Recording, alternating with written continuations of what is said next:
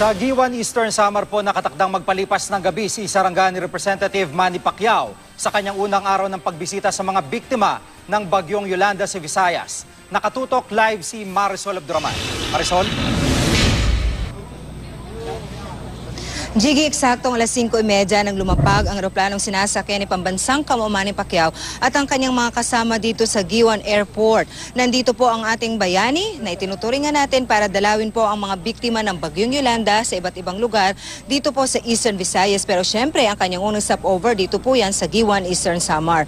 Alam mo, napakamainit, Jiggy, ng pagtanggap ng ating mga kababayan na simula kaninang umaga pa lang ay talaga namang nag-abang na dito nga kay Pacquiao.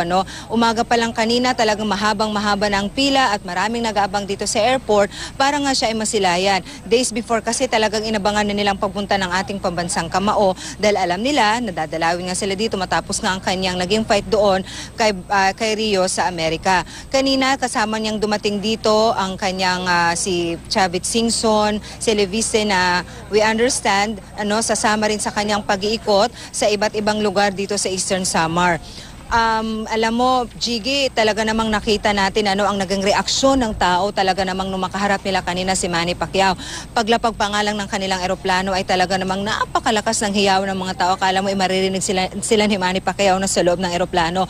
Hindi lamang ho ang mga biktima ng bagyo ang tuwang-tuwa, maging ang mga sundalo, mga pulis na matagal na panahon din na mga nagsisilbi dito. Simula nga nang nanalanta itong si Yolanda dito nga sa probinsya ng Eastern Samar ay talaga namang isa rin nga sasabi nga ay natuwa ng masilayan nga ang ating pambansang kamao. Maging ang mga volunteers dito ay talagang ikinatuwa nung makita siya.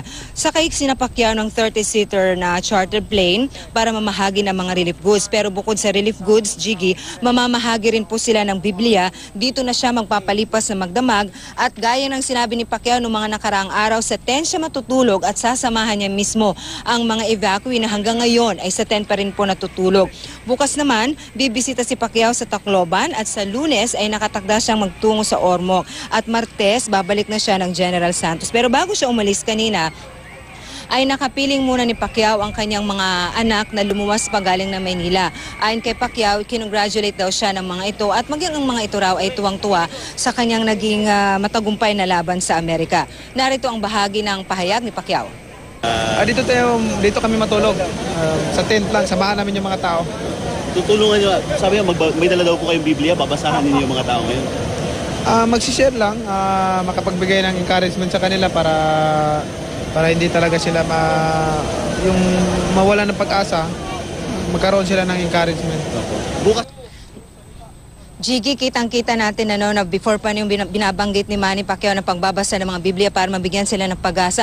Kanina pa lang nung nakaharap ni Pacquiao itong ating mga kababayan dito sa G1 Eastern Samar, talagang kitang-kita natin na talaga namang tuwang-tuwa sila. Akala mo hindi sila galing sa isang delubyo na kamuntik nga nilang ikamatay. Talaga namang ang tuwa nila, talagang walang pagsidlan at kahit nakaalis na ang kosa na sinakyan ng ating pambansang kamao ay talagang hinahabol nila ito at talagang hindi ma-describe ika nga ang tuwang kanilang naramdaman nung masilayan po nila ang pambansang kamao. Jiggy? Maraming salamat, Marisol Abduraman.